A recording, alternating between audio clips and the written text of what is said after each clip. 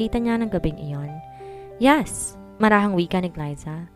Nag-iwas din siya ng tingin at pakiramdam niya, nag-iinit ang kanyang buong mukha nang naalala niya kung paano siyang inangkin ni Elias ng gabing iyon.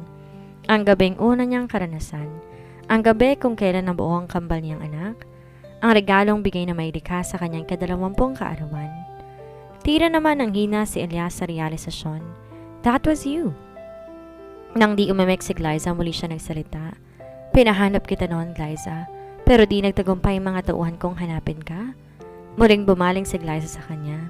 Maybe because it's not meant to be? Tira naman di pinansin ni Elias ang kanyang tinuran. Di tumigil ang tauhan kong hanapin ka. Mawang ang labi ni Glyza ngunit walang lumabas na kahit ano sa kanyang labi. Di rin niya mawari kung anong dapat niyang sabihin. Muli na nagsalita si Elias habang nakatitigto sa kanya. Tumigil lang sila muli na makita si Panther's Nighthawk. Nangunot naman ang noo ni Glyza. Gumuhit din ang tanong sa mga mata. Paano nangyari yon? Matapos ang pangyayaring yon, di na siya muling bumalik sa lugar na yon. Na makita kita ulit doon, ako nagkusang lumapit. We exchanged some talks and even contact numbers. I started dating you and after a month we got married. Parehong nanabig ng kanilang mga mata. Pareho silang di makapaniwala sa realisasyon. Di alam ni Elias ang dapat niyang maramdaman. Nasagot ang tanong niya kung paano siya naging ama ng kambal. Ngunit kaakibat ay ang katotohanan na nagkamali siya ng pinakasalang babae.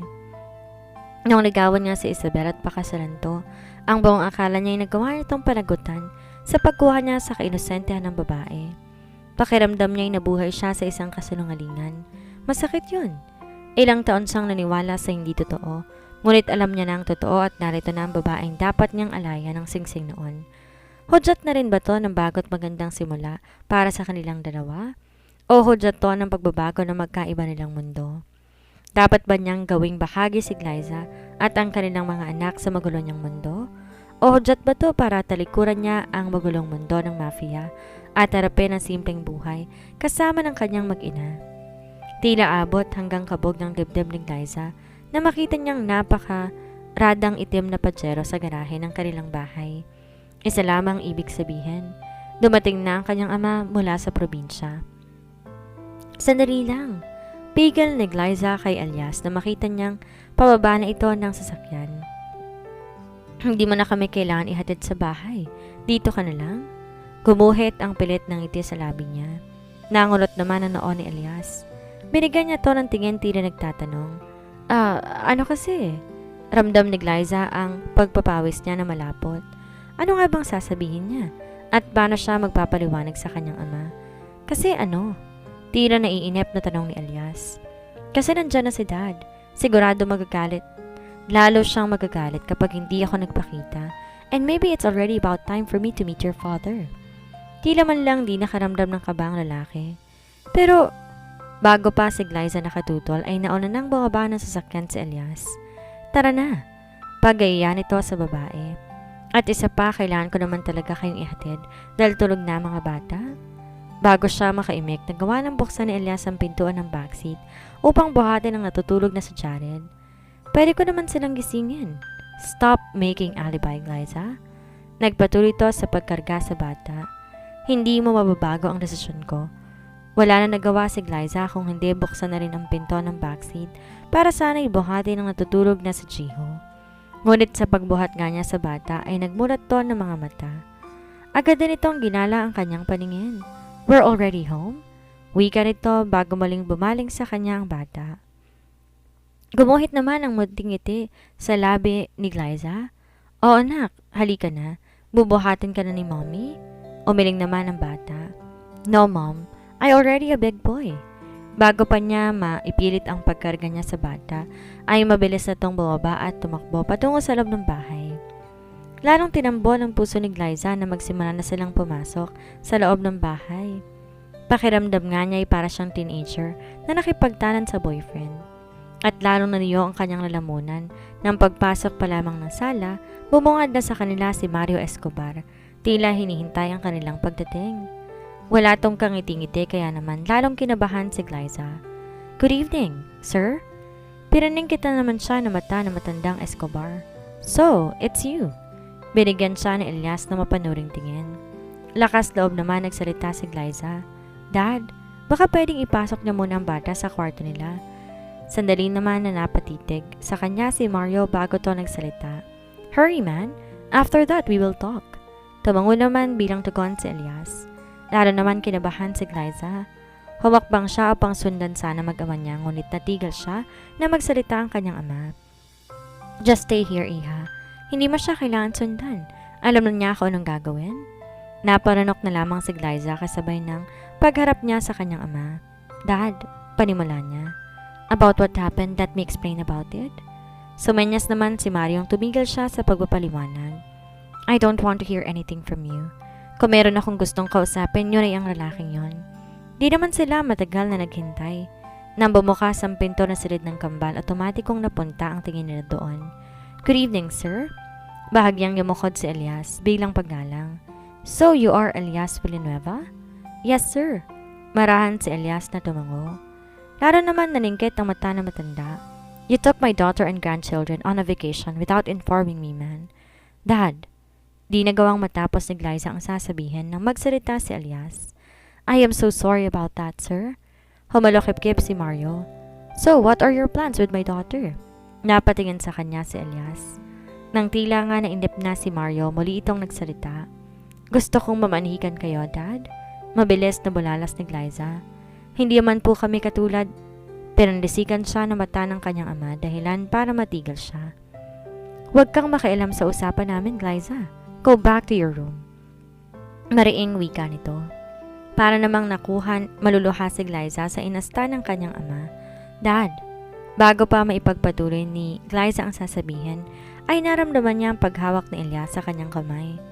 Otomatiko siyang natigil sa pagsasalita at napatingin sa lalaki. Si Elias naman nakatitig sa kanyang ama. I will take responsibility of what happened. Sir, pananagutan ko po ang anak ninyo. Di mo kailangan gawin yan, Elias. Bumaling si Glyza sa kanyang ama. Dad, what happened between Elias and I is just a one-night mistake. My grandchildren are not mistakes, Glyza. Yes, Dad. Hindi naman po ganun ang gusto kong sabihin. Ayoko lang na makulong si Elias sa...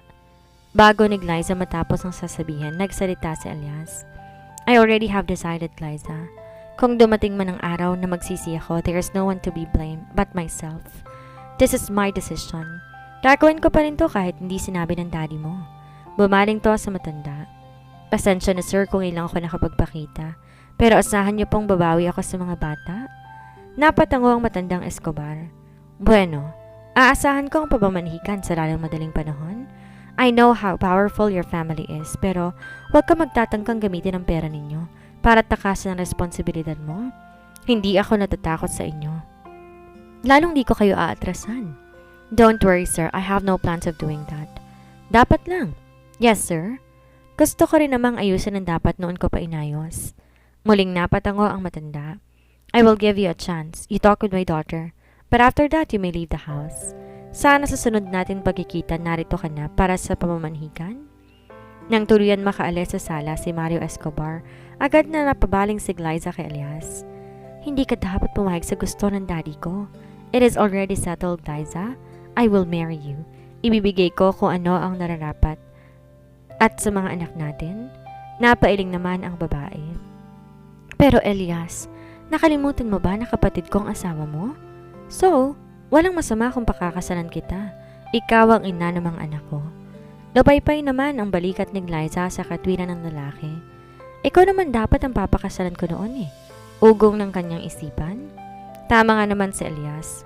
Sapat ng dahilan ng pagmamahal nila sa kanilang mga anak. Ganoon na nga lang siguro.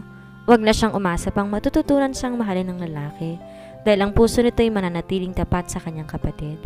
Hindi totoong para sa kanya at itatama ng lalaki ang dapat itama. Ginagawa lang niya yun para sa kambal. Mamanhikan kami tulad ng sinabi ng daddy mo? Napakarap si Glyza. Totoo ba ang nangyayari o nananaginip lamang siya? Tanong ni Glyza sa sarili. Para sa'yo, para sa mga bata. Uwi na ho ako sa mga Villanueva. Hihilingin kong samahan nila ako sa pamamanhikan. Tila naman hinaplos ang puso ni Glyza.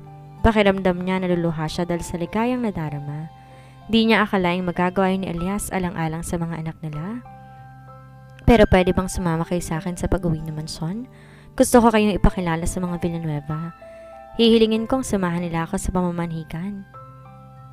Oo naman, pero alam mo na, kailangan mo kaming pagpaalam kay Daddy. Mabilis naman tumango si Elias. Yes, of course, there's no problem on that. Humawak to sa kamay ni Glyza. Walang pagsidlan ang ligay na darama ni Glyza. Sa wakas, naisipan din ni Elias umuwi sa kanyang pamilya. Ngunit ang tanong, ano naghihintay sa kanila sa mansyon ng mga Villanueva? Di maiwasan ni Glyza ang malula na makarating sila sa mansyon ng mga Villanueva.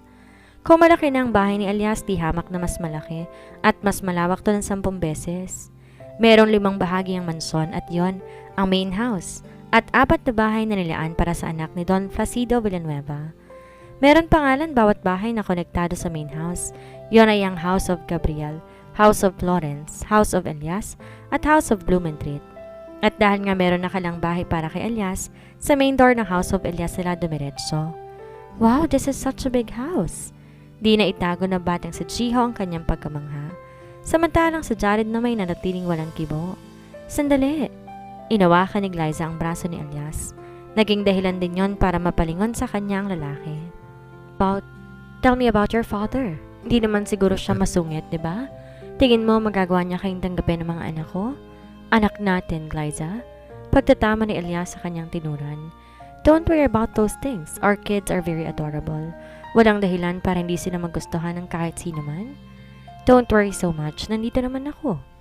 Sa tinurang yun ni Elias, di na nakaramdam ng kapanatagan si Glyza. Nang hilahin siya papasok ni Elias, nagpahila na rin siya papasok. Nakangiti rin humawak ang batang si Jiho sa isa pang kamay ni Elias. Walang kibo naman sumunod sa Jared. Sa pagpasok pa lang nila sa pintuan ng House of Elias, sinalubong sila ng isang katulong. Welcome to House of Elias. Yumukod ang katulong na kasuot ng kulay itim na housemaid uniform. Walang imik naman pumasok si Elias. Elias, iho. Nang bumaling sila sa pinagmulan ng tinig, bumungad sa kanilang lalaking nagsimula ng mamuti ang buhok. Bagamat halatang meron tong katandaan, hindi pa rin maikukubli ang kakisigan nito. Agad mapapansin ang kulay kayamangging bilumata nito at ang aristokrato nitong ilong. Oh son, I'm glad you're finally home. Simalubong na mahigpit na yakap ni Placido Villanueva ang kanyang anak. I miss you so bad, iho. Tira naman hinaplos ang puso ni Glyza sa kanyang nasaksihan. Maluha-luha ang matanda habang hinahaplos ang likod na yakap-yakap niyang si Elias. Nang bumitaw sa yakap ng kanyang anak, napunta ang tingin nito sa mga kasama ni Elias. Ito na ba ang mga apo ko? Gumuhit ang munting ngiti sa labi ng Don habang nakatitig sa mga bata. Yes, Papa, this is Jared and that is Jiho. Hello, Granddad! Gumuhit na matamis ng ngiti sa labi ng batang sa Jiho. Lumuhod na matanda para makapantay niyang 2 bata. Pwede niyo bang yakapin si Granddad? Agad naman kumilos ang batang si Jiho at binigyan na mahigpit na yakap ang kanyang lolo. Di naman kumilos ang batang si Jared. Nanatili lamang tong nakatitig sa kanila. Halika, apo. Marahan hinawakan at tinila ng Don ang kamay ng bata at giniya ito. Papalapit sa kanya. Nang yakapin siya ng Don, tila naman nag-aatubili siyang gumante ng yakap. Thank you for coming. Hinaplos ito ang likod ng batang si Jared. Noong sinabi sa akin ni Gabriel ang tungkol sa inyo, gustong-gusto ko na kayong punta noon sa Singapore. Nang kumalas sila ng yakap. Sa dalawa, ay pasimple niyang pinunasan ang ngilid niyang luha. Ipapakilala ko kayo mamaya sa pinsan niyong si Inigo. Paniguradong matutuwa yun kapag nakita niya kayo. Can we play with him, Granddad? Tanong ng batang si Jiho. Of course. Tamang-tama dahil wala na siyang nakakalaro. Ayaw na rin naman kasing maglaro ng Uncle Blumentritt ninyo. Mahina tong natawa. Binata na raw kasi siya. Marahang hinaplos ng Don ang ulo ng mga bata bago siya tumayo. Sunod na napunta ang tingin niya sa babaeng hawak ni Elias ang kamay. At ito na ba ang manugang ko? Soon to be daughter-in-law, Papa? Nangunot naman ang noon nito. Hindi pa ba kayo kasal? Abay, dapat kayong mamanhikan sa pinakalalong madaling panahon, iho. That's one of the reason why I'm here, Papa. Kung gayon pag-usapan natin yan, nagpahanda ako ng salo-salo para sa inyo. Tara muna sa pagkainan ng main house. Pupunta rin mamaya ang mga kapatid at pamangkin mo. Marahan tumango si Elias. Susunod kami mamaya, Papa. Tumango-tango naman ang Don. Sige, pero isama ko ng mga bata. Ipapakilala ko sila kay Inigo. Tayang tango na lang na isagot ni Elias. Puno ng excitement na sumama ang batang sa Jiho. Nanatiling walang kangiti-ngiti ang batang si Jared. Nang tuluyan makalayo ang Don at ang mga bata, tila nakahinga na maluwag si Glyza. Noon din siya bumitaw sa kamay ni Elias. How was that? Tingin mo okay lang ba ako sa papa mo? Ayos lang ba ako? Tanggap ba niya ako? Gumuhit ang munting ngiti sa labi ni Elias. Ano sa tingin mo? Tila naman sandaling napaisip si Glyza. Parang oo. Nag-aalangan niyang wika. Siya nga pa nagsabi mamanhikan kayo, di ba? Tuluyan nang ngumiti si Elias. That's it. Kaya wala kang dapat ipag-alala. Nang di umimik si Glyza ay muli nagsalita ang lalaki. Tara na sa main house. Nang ilahan ni Elias ang kamay niya, hindi rin nag-atubiling iabot sa kanya ni Glyza ang kanyang kamay. Nasa bungad pa sila ng main house na makasabay sila sa pagpasok ng isang lalaki. Agad siyang nakilala ni Glyza. Mr. Villanueva? Lumiwanag ang kanyang mukha. Gumuhit ang munting ngiti sa labi ni Gabriel Villanueva. Kuya, call me kuya. The moment you gave birth to the twins, you're already part of the family. Tayong nahihiyang ngiti na lang na isukli ni Glyza kay Gabriel.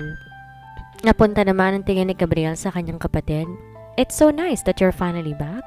Tinapik nito ang balikat ni Elias. Di naman umimik si Elias. Na magsimulang humakbang papasok si Gabriel, walang imik na rin silang sumunod dito. Nang makalampas sa malawak na sala, patungo sila sa pinto. Ang pinagkaiba ng lalaking to kay Gabriel ay kulot na kulot ang buhok. Papa, they're already here.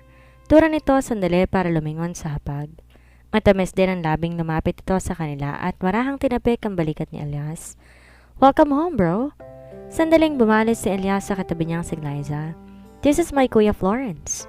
Sandaling hinawakan ang balikat ng kanyang kapatid na si Florence. Gumuhit ang munting ngiti sa labi ni Glyza. Hello po. Di naman nawala ang matamis ng ngiti ni Florence Villanueva. Hello, Hipag. Welcome to the house. Muli itong babaling sa kanyang kapatid na si Elias. Tara, naghihintay na si Papa sa mesa. Nang tuluyan humakbang si Florence, sumunod na rin sila papasok sa loob. Bumungad sa kanilang malawak na espasyo ng dining area. Sa pinakagitnang bahagi, naroon ang parihabang mesa. Nakahain doon ang iba't ibang putahe. Sa itaas, nakasabit ang glamorosong chandelier. Nakapeso sa pinakadulong bahagi ng mesa si Don Placido Villanueva. Agad din tong tumayo na makita sila. Take a seat, feel at home, iha. Sa magkabilang gilid naman nandun, naroon ang batang sina Gio at Jared. Abala ng dalawa sa pagkain. Katabi ni Jared ay isa pang bata na mas matanda lang sa kanila ng 2 taon. That's my son, Inigo. Tura ni Gabriel Villanueva na mapansin nito ang paninitig ni Glyza sa batang katabi ng kanyang anak na si Jared. Napatango si Glyza. Tara na. Nakangiting wika ni Florence kasabay ng palapit nito sa mesa. Kumilos din si Gabriel patungo sa tabi ng kanyang anak. Marahil naman siyang hinila ni Elias patungo sa tabi ni Jared. Pinaghila pa niya to ng upuan at nang tuluyan makaupo na upo na rin to sa kanyang tabi. Tumabi naman kay Gabriel si Florence Villanueva. Where is Blumentritt? Tanong nandon sabay ng paggala sa kanyang paningin. Bago pa makaimik ang kahit sino man sa kanila, siya naman pagpasok na isang binatilyo. Nandito na pala siya. Walang imik na umupo ang binatilyo. Gaya ng mga Villanueva, meron din tong kayamanging mata. Kulot ang buhok, matangos ang ilong at formal ang mukha. That's the youngest in the family, Ashton Blumentritt. Tura ni Elias sa kanya. Binigyan siya ng blankong tingin ng binatilyo. Sa isip-isip ni Glyza mukhang kumpirmado niya na kung saan naman ng anak niyang si Jared ang ugali. It runs in the blood. Ugong ng isipan bago siya nag-iwas ang tingin sa binatilyo. Halata ang ligaya sa mukha ni Don Placido Villanueva habang nasa hapagkainan sila. Di mapalis-palis ang ngiti nito sa labi. Naging maayos naman ang kainan maliban sa minsan-minsan na pangulit ng mga bata. Habang kumakain, marami silang napagkwentuhan at napag-usapan. Kabilang na ang pamamanhikan. Napag-usapan na bukod kay Don Placido, sasama rin si Gabriel sa pamamanhikan. Di naman makakasama si Florence dahil may importanteng pupuntahan daw to sa araw na yon. Ang binatilyong si Ashton Blumentritt naman nanatiling tahimik ngunit nang tanungin siya kung makakasama siya, malamig pa sa yelong sagot niyang, I'm busy with my studies. Matapos ang kainan at pag-uusap, saka sila naghiwa-hiwalay. Tila hindi pa nagsisinkin sa utak ni Glyza ang nangyari. Hanggang ngayon di pa rin siya makapaniwalang kilala niya na ang pamilya Villanueva. Glyza? Otomatikong napatingin si Glyza sa pinagmulan ng tinig. Bumungad si Gabriel Villanueva. Mr. Kuya? Lumapit sa kanyang lalaki. Ba't nandito ka? Di ba dapat nasa loob ka ngayon ng House of Elias?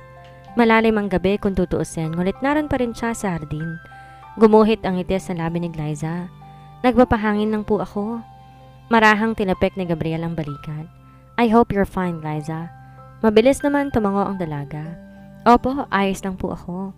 Tumango naman si Gabriel. By the way, I want to extend my thanks to you, Glyza. After almost 10 years, bumalik din sa wakas si Elias. Wala ka naman dapat ipagpasalamat sa akin, kuya eh. Sariling desisyon ni Elias na bumalik dito. No, Glyza, I believe. Kayo ng mga batang dahilan. Alanganing ngiti na lang na isukli sa kanya ni Glyza.